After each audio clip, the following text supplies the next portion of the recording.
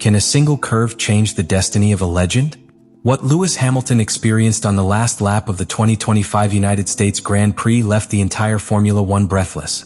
Was it just one more failure, or the definitive sign that Ferrari is on the brink of collapse? Stay, because what you will discover today goes far beyond a loss of power.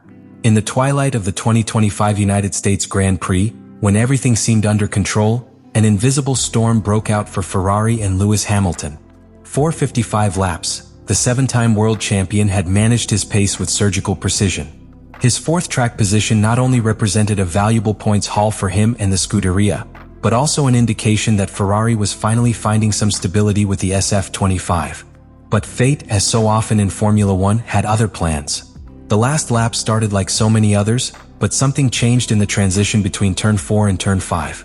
In that short stretch, where drivers usually keep the accelerator full or at most, do a small technical lift, the telemetry revealed completely out of place behavior in Hamilton's car. Got up early.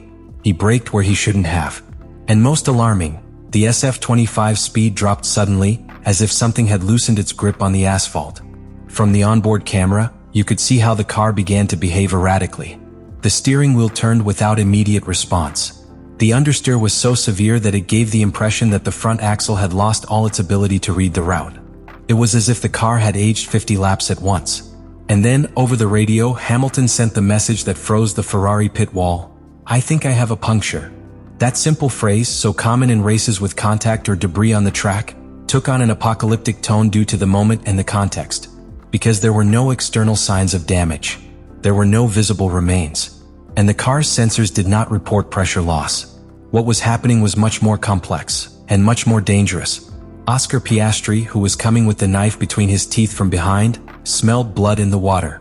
Within seconds, the gap separating him from Hamilton that had been several seconds for most of the race was reduced to just 1.1. It was a frontal attack, taking advantage of the opponent's unexpected weakness.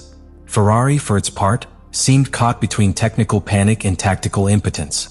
They couldn't confirm a problem. They couldn't solve it either. They only had to watch, and hope that their most experienced pilot would work magic once again. What followed was a masterclass in survival. Hamilton, with all his experience, changed his driving instantly. It took the curves with broader lines, softened its steering inputs, and prioritized traction over straight-line speed. He didn't seek to defend, he sought to resist. The car, clearly unstable, swayed around each curve as if mortally wounded. And yet, he crossed the finish line. Just ahead of a Piastri who came in predator mode. He had achieved it. But the smile did not appear. Because that result didn't taste like victory. Tasted like a warning. That end of the race, which for others could have been a simple anecdote, was a code red for Ferrari. A symptom of something bigger, deeper, more serious. Something they could no longer ignore. Telemetry doesn't lie. If there is a source in Formula One that reveals the truth without nuances, without opinions and without filters, it is that one. And in Hamilton's case, what the data revealed after the final lap of the United States GP was both disturbing and revealing. Ferrari engineers dove into the stream of data as soon as the car entered the garage, desperately searching for answers to what had just happened. What they found wasn't a clear flaw, it was a technical mystery of uncomfortable proportions. The records show a completely anomalous behavior of the SF25 between turns 4 and 5.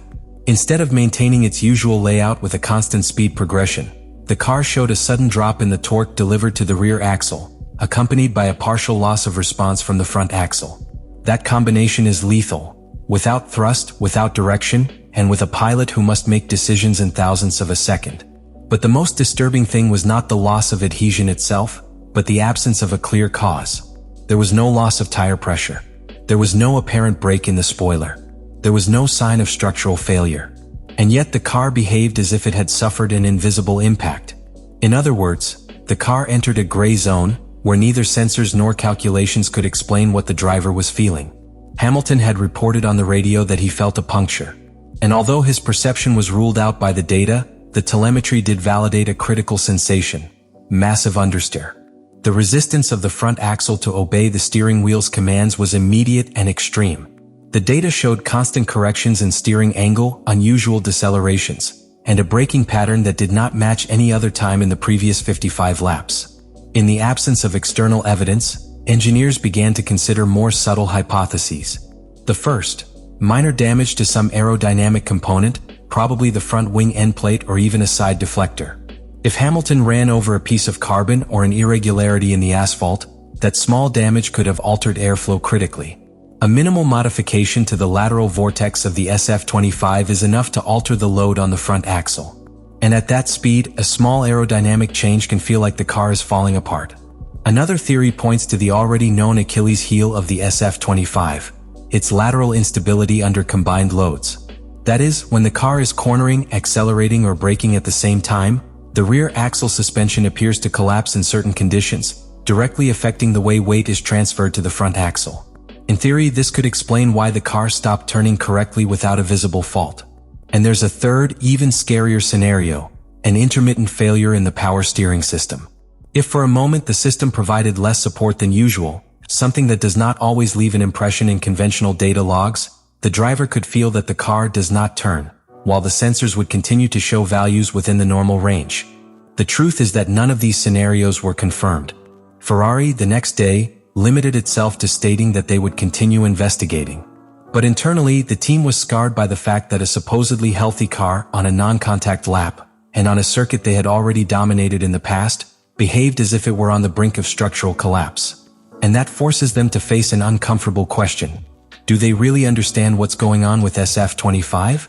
Because if you don't understand it, you won't be able to control it. And if they can't control it, Hamilton is running with dice in hand around every turn. The most alarming thing about what happened to Lewis Hamilton in Austin was not the loss of power itself, nor the massive understeer, nor even the fact that he almost lost the position in the last corner of the race. What was truly disturbing was the context, because this was not an isolated accident. It was just the latest chapter in a series of mechanical, strategic, and operational events that together paint a bleak picture for Ferrari in the 2025 season. A week earlier at the Singapore Grand Prix, Hamilton had already experienced a traumatic experience behind the wheel of the SF25. In the final laps, the brake system collapsed without warning. The car did not brake normally. The rear discs showed temperatures out of range, and the British driver was forced to drag his car to the finish line, losing more than 40 seconds in the process. To make matters worse, he received a penalty for exceeding track limits, an inevitable violation when you can't even slow down as expected. That incident, far from being an exception, was an echo of what had also happened in Australia, where the car's sensors showed an erratic reading in the electronic differential distribution. The car became unpredictable in acceleration, and although Ferrari corrected it in the pits, the lost time and the disconnection between the driver and the team were already beginning to sow doubts. What is at stake here is not only the technical reliability of the SF25, but the operational confidence of the entire Ferrari structure. Hamilton is a methodical driver. Build your races from an absolute understanding of your car's behavior. If he cannot trust the sensations he receives from the steering wheel, if the sensors contradict what he feels on the track, and if the engineers cannot offer clear answers, then the relationship between driver and machine is broken. And without that relationship, not even the purest talent can save a season. And that is where a new question opens. Is Ferrari really prepared to manage a champion of Hamilton's caliber? Because if they can't provide him with the tools necessary to compete at the highest level, then they risk wasting not just a season, but a historic opportunity to get back to the top with one of the greatest talents this sport has ever seen. Austin was a warning.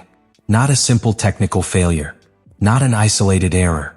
It was the last symptom of an illness that Ferrari has not been able to diagnose, and that, if left untreated, could end up devouring its 2025 project from within. When the checkered flag fell in Austin, and Hamilton crossed the finish line in fourth place, there was no euphoria. There was no celebration. Just a contained exhalation, like someone who survives an accident without yet knowing how serious it was. Because beyond the result itself, what that last lap exposed was not a simple loss of power, but a structural fracture in the Ferrari 2025 project. Lewis Hamilton achieved the unthinkable. He drove a wounded car, unpredictable and unbalanced, during the last kilometers of a grueling race. He sustained it with reflexes, with intuition, with experience, but not with tools, not with certainties. And that's the real problem. Because a driver can do magic once, he can resist twice, he can improvise a third time, but he cannot build a season on uncertainty. And this is where the real reflection begins. Is Ferrari willing to do what is necessary to understand what is happening? Or will they continue to hide behind incomplete diagnoses, diplomatic statements, and evasive press conferences? Because if they don't attack the root problem, if they don't rebuild internal communication, data reading, and operational coherence, then no matter how brilliant the pilot is, the project is doomed to fail. Leave me your opinion in the comments.